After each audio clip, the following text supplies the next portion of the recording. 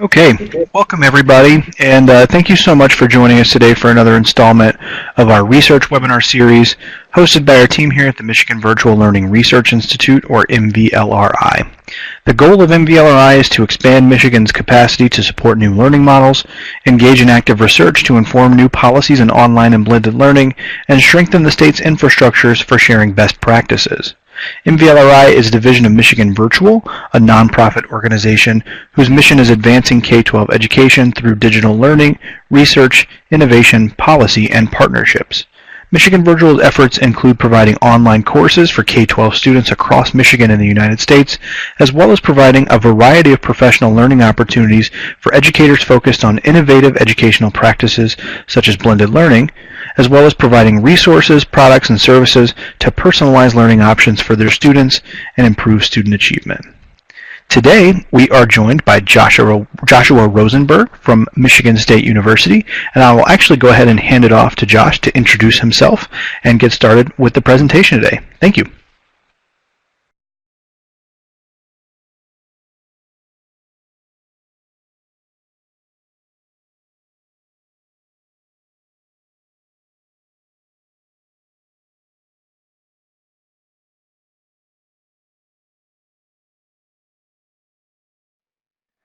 So as I was muted, I was saying, can everyone hear me okay? Okay, good. Thank you. Um, Great. I'm going to introduce myself on the next slide. My name is Joshua Rosenberg, and I'm a PhD student at Michigan State University here in East Lansing, so close to Michigan Virtual School and Michigan Virtual Learning Research Institute. Go blue, David says. I'm just going to smile. Just going to smile. Thank you all for being here. I'd like to first, in addition to thanking Justin for help today and in the last few days, I'd like to thank Kristen especially and Andrew Vandenheuvel, who is who also works at Michigan Virtual, as well as Catherine and the rest of the the MVLRI team. Both for their help and support and feedback and insight, and also for the support of their dissertation fellowship, which I was fortunate to have this research be supported by. Thank you, Kristen. So without further ado, the topic of this talk for the next 30 minutes or so is about engaging students in authentic data practices in online science classes. So to start out, data are everywhere. This first plot is from a fitness tracking app. Most of this is biking. I like to log my biking to be able to kind of gleefully think highly of myself for trying to remain fit and bike. And this is kind of data that's created by us. We also have data that's created for us. In the bottom left corner is a screenshot from Facebook. So Facebook does a great job of providing a valuable service to us. A lot of it's based on data that we share that's kind of curated for us in our newsfeed. And in the bottom right corner is data that's created about us. This is from Google Maps. And if you have an Android device especially, and if you have a chance and you're interested, check out location services. Sometimes based on opting in, and sometimes I didn't know about it. Google did an incredible job of tracking my location everywhere. This is one day where I went to work in Michigan State. You can see the International Center is right next to Erickson Hall, where I work. And then I went down to a soccer game down at Hope Sports Complex, and then back home. So this was very fine-grained data that was kind of created about me, about us. So data are ubiquitous, but data are also powerful. These are the bottom left is a picture of Mona Hana Atisha, who is a faculty at Michigan State. She also got her bachelor's at University of Michigan. So bridges are divides here today. And Mark Edwards, who is a researcher at Virginia Tech. And these scholars directed attention to, thank you, Catherine, to increase lead levels in children's blood levels in the Flint area, and engaged in a vigorous debate with the state of Michigan, who presented data that countered their data. And eventually, the state directed attention to the water crisis in Flint. And so In this case, this very vigorous argument based on data that these researchers and the state collected led to greater national attention and most recently to some changes in how residents of Flint are getting their water. Of course, data can be used in education as part of a pedagogical approach. This is not just in STEM, but it's been especially common in science and math and engineering and computer science classes. And the left side is a tool that's been very common. It's called NetLogo, and it's based on the Logo programming language. And it lets students generate simulations of different phenomena. And the right side is it's a picture of students working with fast plants, which are plants designed to grow much quicker than normal plants so that students can collect data on what is contributing to their growth, how tall they're growing, and they have to make decisions about how to even measure these plants and their growth as they're working with these fast plants. We know from some past research that work with data can kind of organize the kind of practices or activities students do in STEM, in that these activities, by and large, are hard, but they can lead to complex reasoning skills in science and across STEM. But this kind of work is not very common yet in K-12 settings. So the way that I have drawn from some past work around this idea of work with data in STEM is this way to think about work with data in terms of data practices. And I'll say more on the next slide about what the word practices kind of means in this context.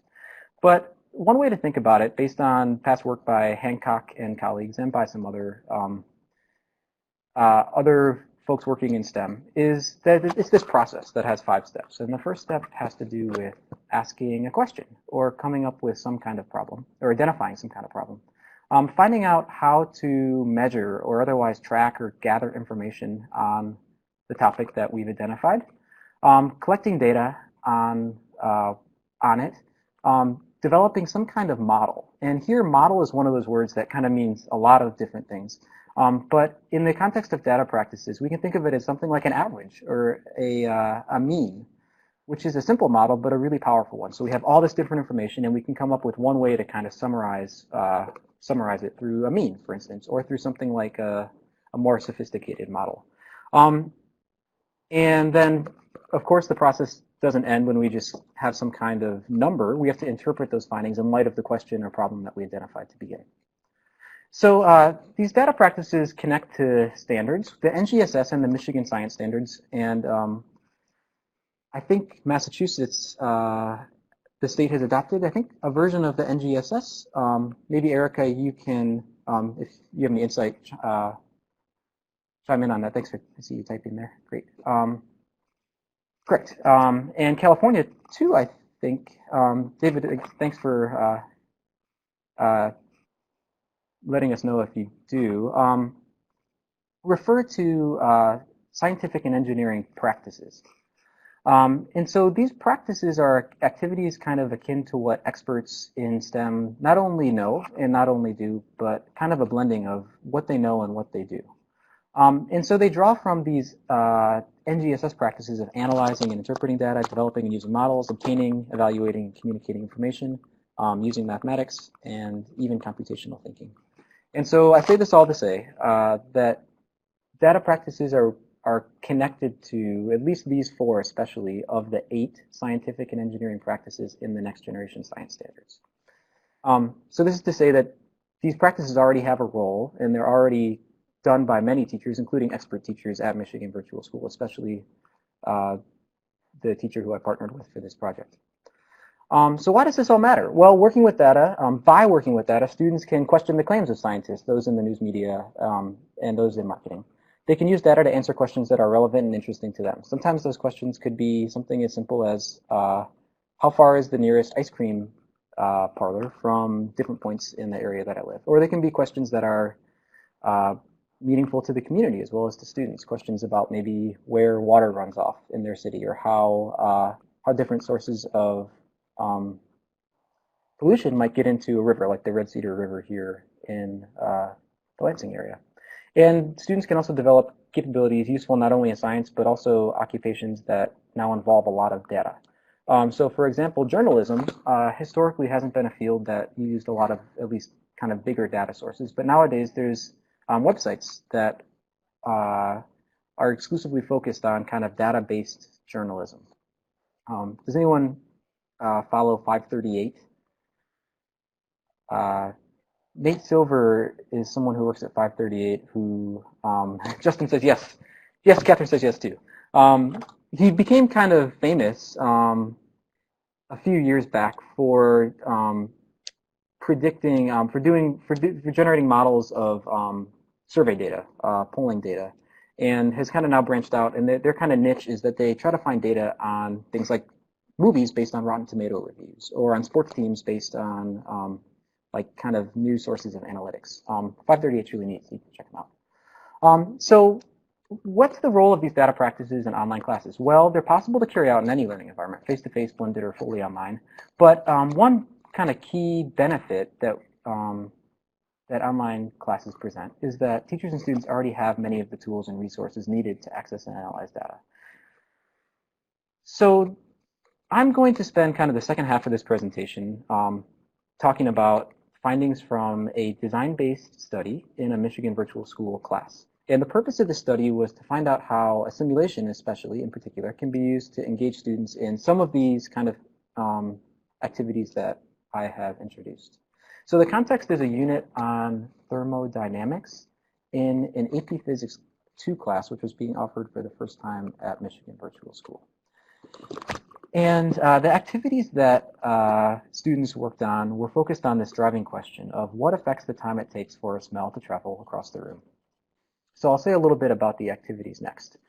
There were three. The first one, students were asked to simply tinker with this simulation that we adapted based on an existing tool. So students just accessed it and they responded to questions to just kind of prompt their thinking about what they already knew, what they could use this for. I think that the link there should open up the simulation in your web browser if you click on the blue hyperlink underneath that image. And this should pull up in your browser.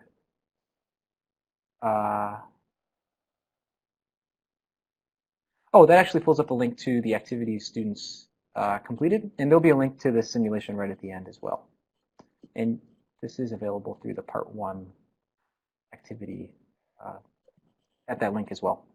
The second activity was focused on collecting data from the simulation. So students generated a data collection plan on their own to create a class data set. And so they were prompted to answer questions about what they would collect, what variables they would collect, how they would collect it. And then they did this, and they created their own spreadsheet that they then shared with the instructor and with me.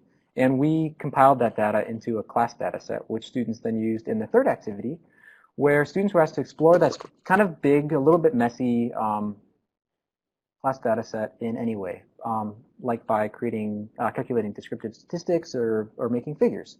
Something that I noticed first as a teacher. I was a high school biology teacher before my time in my program at Michigan State. Students love to kind of make their own figures. They love to be able to change the color. They love to kind of personalize it or add context or detail in some way. Students were also asked to model the relationship between temperature and experiment time to start to generate an explanation. Shoot, thanks Erica for the heads up on that. I'll make sure that at the end, if the link is not correct at the end, I'll make sure to share it in the chat. Actually, I should be, well, yeah, I'll do that at the end if that's all right. Thanks. In order to come up with an explanation in response to the driving question. So I'm going to say just a word about findings related to student learning, and then I'd like to share some of the kind of big takeaways, what we're calling design guidelines that came out of this work. So first, students were able to demonstrate some really impressive capabilities. So for example, in the second activity, students were asked to consider how simple models are kind of better or a bit more preferred to more complicated ones. So sometimes we hear about this in the context of Occam's razor, that kind of when we face a choice between two explanations, all other things kind of, let's just go with the simpler one. So a student wrote that I use this fourth power polynomial function. Any math teachers here might be able to have even more insight into this than I'm able to, because it had a much higher r squared value than the linear, exponential, and lower degree functions. So having a polynomial function with a higher degree of 4 makes it really laborious to manipulate and use it to predict values. So what the student was kind of saying, and I can go back to that if you'd like to read it a little bit more, is that this model that they generated here on this slide kind of balanced the need for the model to be simple and like not to be too unwieldy, but also not to be too be simple enough. I'm sorry, let me make sure I got their interpretation straight. So they were saying that the fourth power function kind of fit this data, this kind of messier data, better than functions that were more simple, like just a straight line. But it wasn't too laborious to use, as if in the case that it were an even more kind of wiggly curve. So this line here is the function they fit. And you can see this kind of pretty complex already function on the right, which describes kind of what this relationship between temperature and time based on the class data set was.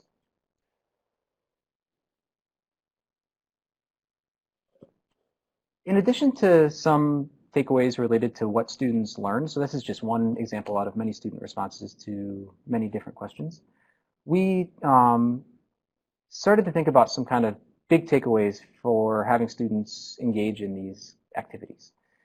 So the first is that using kind of messy sources of data can be good and beneficial to students' learning. So in the activities we designed, they weren't totally open-ended. We kind of prompted students to generate an explanation to a specific question. The simulation, of course, we provided, and they were kind of limited to this one tool. But even so, having data that was considerably more kind of greater in quantity and a little bit more variable than the kind of data that we often use in science classes can be good, because students have to kind of think through how to explain the relationship, which is a little more complicated than just some kind of linear, some kind of as x goes up, y goes up too, but also not too complex that students weren't able to easily work with it in Google Sheets, which is the tool they used. Second, activities could include opportunities for students to ask their own questions. Maybe students could choose a simulation and think through how the simulation and the rules that are included in it could be used to answer some question in the real world, or how students could access data not from a simulation, but access data related to topics of their interest. Third, we can, using a mixture of general tools like Google Sheets, which students used in this case, and we think was beneficial given the design of the activities. But students could also use tools that are specific to analyzing data in science when appropriate. So one I have in mind is called CodeApp. I'll chat it into the chat box here, but I think it is linked at the end of the presentation. And it's a tool that's designed to make it kind of more intuitive for K-12 students especially to work with data. Fourth, when simulations are used, provide some time for students to kind of play with them. This seems a little bit counterintuitive because it's important for students to use these to learn about, in this case, the science content that they were learning. But playing around with the simulation can give students a chance to think about how kind of real world the simulation, the phenomena that's being represented by the simulation is, and can give them a chance to start to kind of generate questions that they could answer with the simulation. So a lot of times when students use a simulation, they'll kind of crank the settings all the way up. You might notice this, like the highest possible temperature or the lowest possible temperature. In this case, it seemed to help students to kind of feel comfortable using it and possibly help them to kind of come up with some ideas for what they would use simulation for. And so finally, those designing simulations can think about how the simulation can be kind of authentic to the phenomena that they're representing. So in this case, these were just small steps that we took, but the way we adapted it was to make it output temperature and pressure and volume in the units that students were learning about. So temperature, for instance, was in Kelvin. And so before we adapted it, the simulation just had a low, medium, and high temperature. And so it's still pretty difficult, and a lot of students wrote about this, to think about how this simulation could really correspond to a room and a smell traveling across the room. But having the simulation output data in the units that students were familiar with could be helpful for them using a simulation as a data source, which simulations have kind of less often been used for in the past. So I'm sorry, just a few conclusions. So in summary, thinking with data and using data by engaging in data practices is potentially empowering for students. And using data connects to many standards, especially those in the next generation science standards and the versions that have been adapted by many states.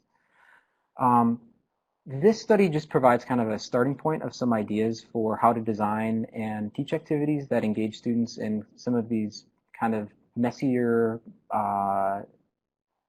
these activities related to working with messier sources of data.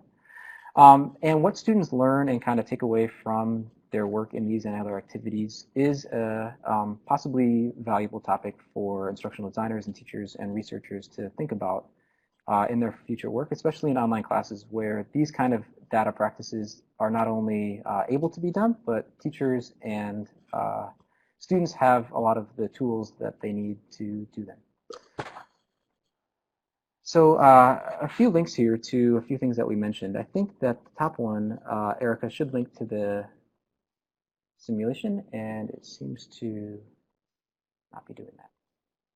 But this link here should open that up. And you can see how the simulation works. And if you click on CodeApp at the very top of the screen, let me turn on my webcam actually. If you click on CodeApp at the top of the screen, it will open up the simulation in that CodeApp tool that I mentioned at the start, or I'm sorry, not at the start. I mentioned in the context of specialized tools for doing data analysis. In our case, though, we use this with Google Sheets. So students use this in their browser and then collect the data in their own Google Sheet. In conclusion, thank you again to Andrew, Kristen, and the MVLRI team, including Catherine and Joe, for their teamwork and insight and for the support of the Dissertation Research Fellowship. Thanks also to participating students without whom I wouldn't have been able to do this work. I'd like to answer any questions and look forward to your feedback as well. Thank you.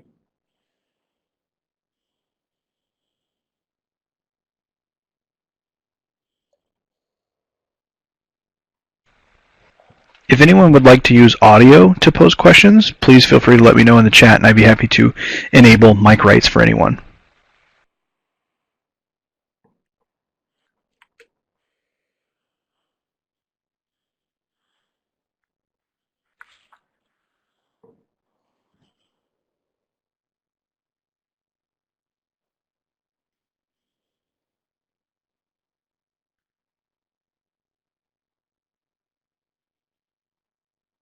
Yeah, great questions.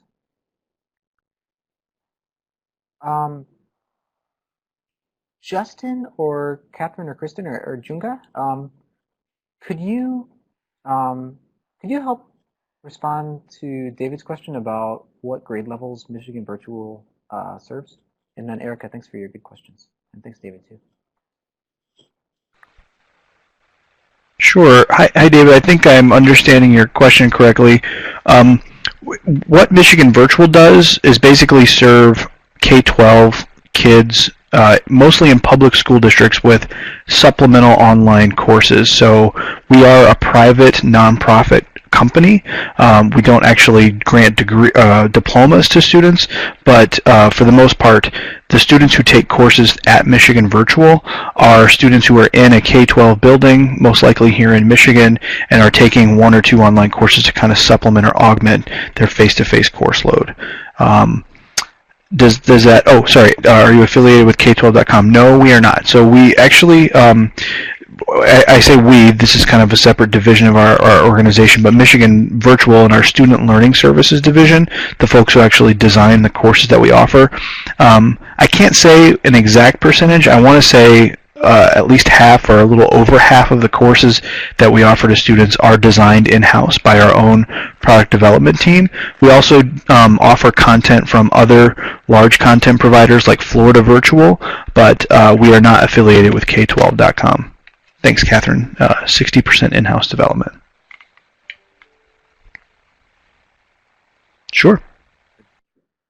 So, if I can take Erica, your oh wait, Catherine, actually, take your time.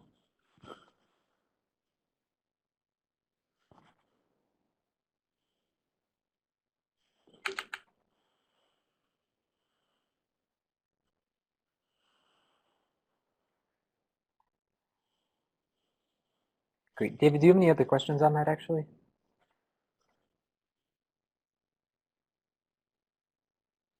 Okay, good. So, if you have any further questions too, feel free, David, to ask them. Erica asked, do you feel messy data is appropriate for honors or standard level students? I think that's a great question. So when I taught, most of the time, students were kind of given a data set, and I asked them to maybe interpret what they thought was going on. So they would maybe like see a plot already and have to use the plot to say, all right, when the amount of water that a plant is given increases, then the height of the plant increases, and maybe it levels off after a certain amount of water. But in this activity, it was kind of a small incremental step toward having students kind of have to generate the data themselves. And I think in one of the examples that it was more of a case that I shared related to student learning, demonstrated that the messy data for that student was like really beneficial for them being able to think through how to model that data. But that was a really impressive response, like a response that would be impressive for a PhD student, in my opinion. And so how appropriate is using kind of a fourth degree polynomial or requiring a student to use a fourth degree polynomial who might just be beginning to think of and with data in their science learning? I don't know. It's a great question. One thing I like about this idea of work with data, though, is that it's not all just numbers and quantitative. It's about having to figure out how to come up with a measure for something. So in some of the work on students measuring plants or even measuring like a flagpole in their school, it's really not about numbers at all. It's about deciding what even could be measured and how do we record what we measure. So do we measure the height of the plant? If so, do we record in inches? Do we record in centimeters?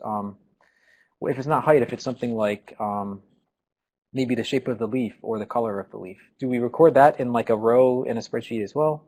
And so having to think through how to come up with a measure of something in the world, and then even if that data is messy, trying to use that to explain something, I think could be appropriate for standard level students too. But after saying all that, I'd like to ask, do you have any thoughts on how appropriate this or other activities would be for standard or honors students?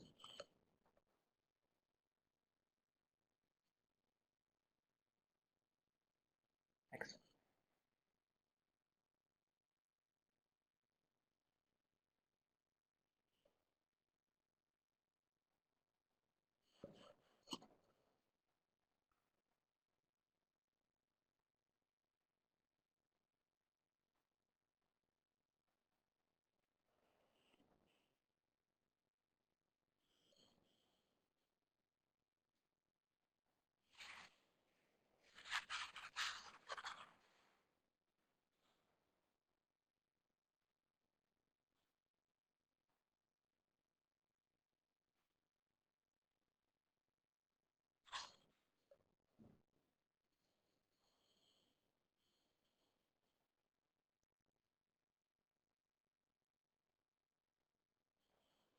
Still typing. Thank you all for your patience. Thanks, Erica, too, for responding.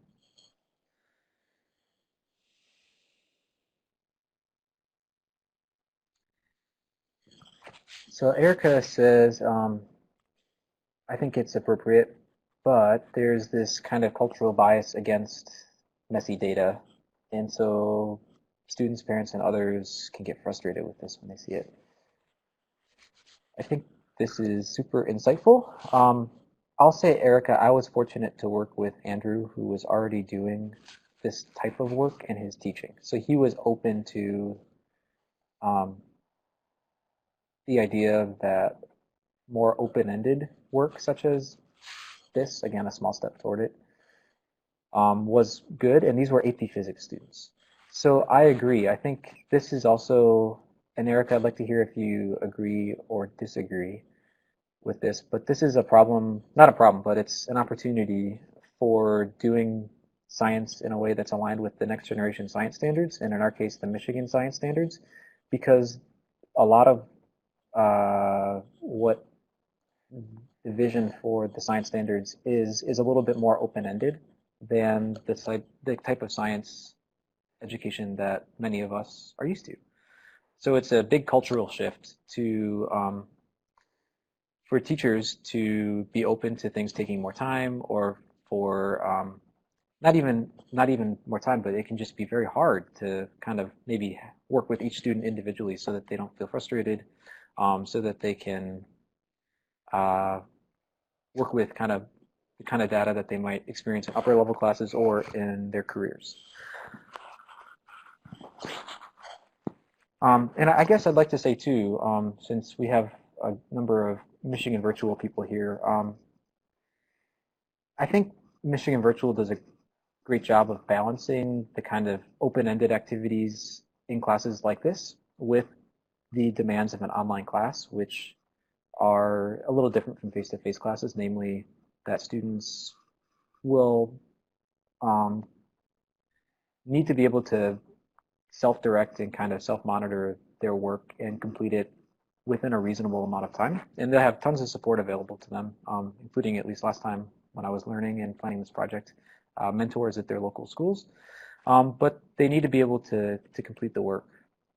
I wonder if anyone at Michigan Virtual has any thoughts on how realistic kind of even like this work or more open-ended work with data would be in science or in other classes. So if I can just kind of paint a vision for an assignment, maybe students are asked to, they have a list of different data sources, and they have to collect and model data. If it's in a science class on something related to science, if it's in a math class, it could even be more open-ended, maybe something related to their interests. How realistic is this kind of work in online classes? The case I'm trying to make is that online classes are great because students and teachers already have access to the tools they need, but there's also other demands as well.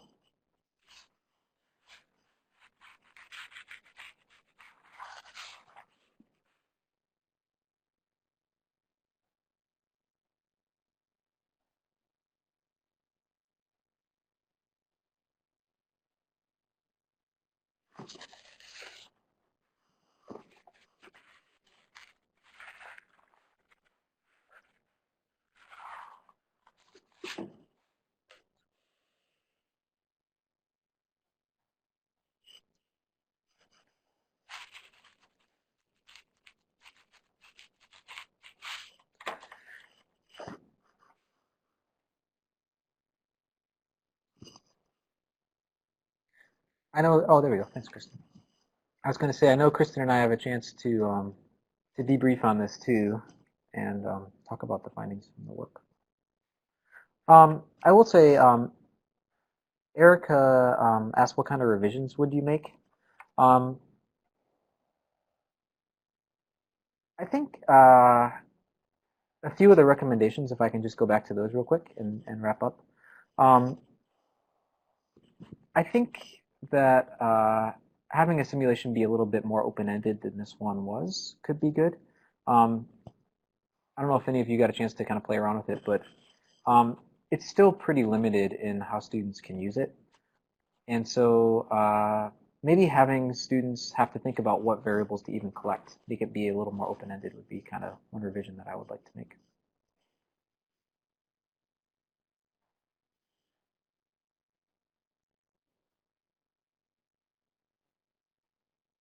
Great. So maybe as we wrap up here, I saw Jordan joined. Jordan, do you have any questions I could entertain just for a moment or two as we wrap up? If not, oh great, thanks for.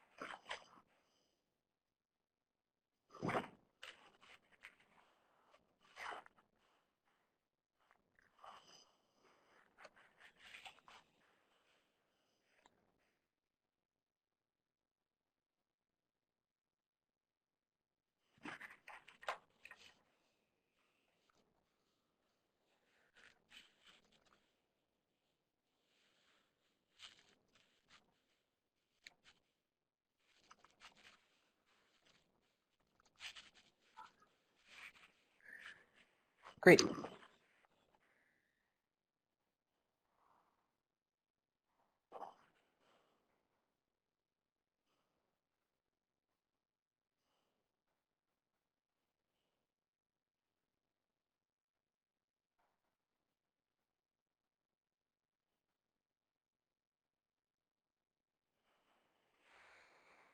Thanks, Catherine. Yeah, this is the work that I'm the most excited about right now.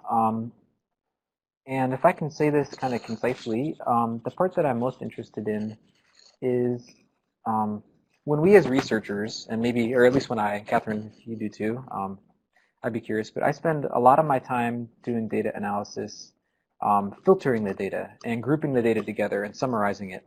It's not really the like hypothesis test or the statistical model or the regression.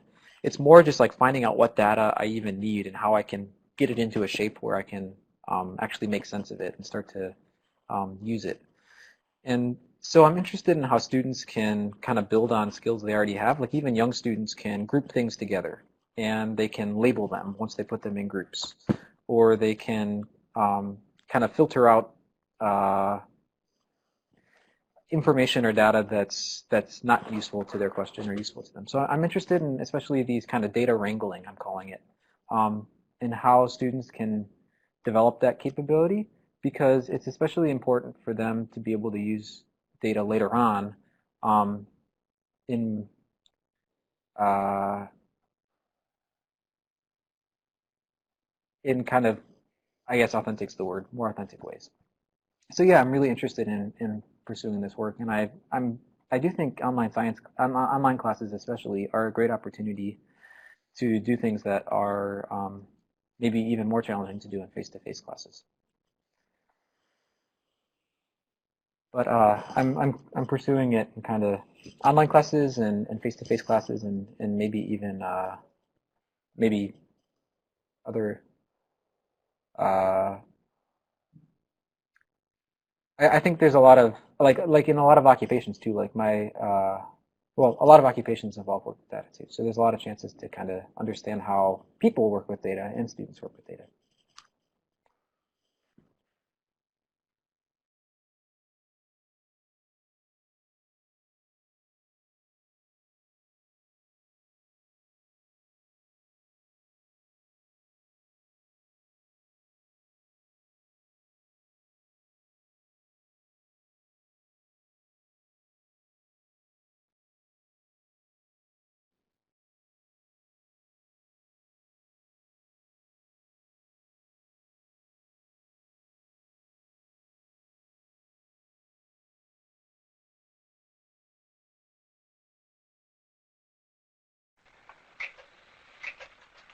Okay, unless we have any more questions, we can probably just go ahead and start wrapping up. Josh, did you have anything else you'd like to end the note on?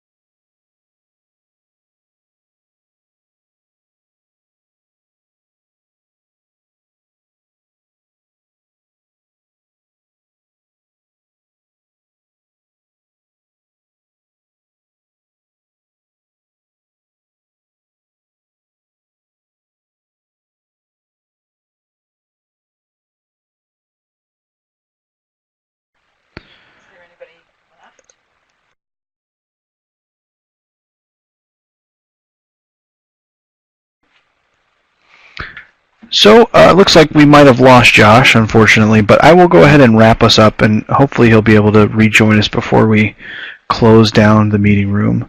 I'm sure he'll want to touch on some of these conclusions and references and whatnot, but before we do that, I just want to mention a couple ongoing MVLRI initiatives in case anybody might be interested. We do have a podcast series as well as a blog, so if you're interested in learning more about what folks are doing all around the country as well as all around the state here in Michigan in regard to blended and online learning, you can check out our podcast series, which we call Virtual Viewpoints. We also have a blog series where we host kind of smaller pieces of research and showcasing some folks who are practicing online and blended learning and doing research around K-12 online and blended learning as well. You can check out those links to learn more about each of those initiatives.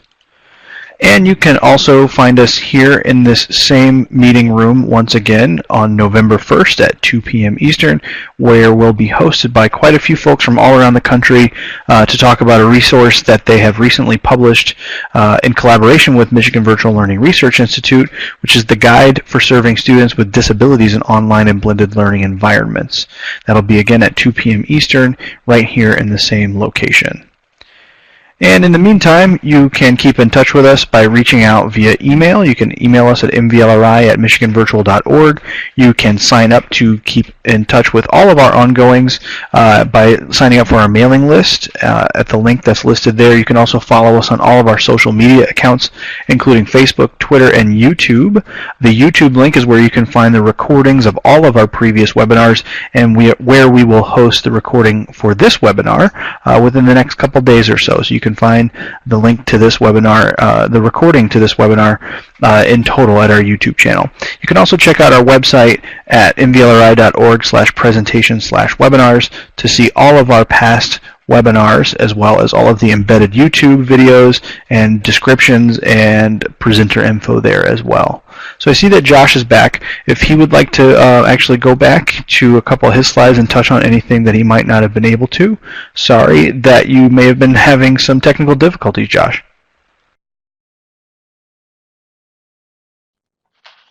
Hey everyone, can you hear me now? Yep, okay, great. Thanks, Justin. Yeah, sorry, I think I was kind of waiting, waiting, and then it dropped. So sorry about that. All right, great. So no, thank you for the opportunity to wrap up, but thank you again for joining. And I hope that some of what we talked about today was useful to MVLRI and to MVS2 because it was for me, and I'm really grateful for this collaboration. Thank you. Very much so. Thanks so much, Josh. We really appreciate you coming and working with our team here and sharing the work that you're doing with the larger audience. So we, again, really appreciate it. With that, I will wrap us up. Hope everyone has a great rest of your week, and take care. Thank you. Thanks again.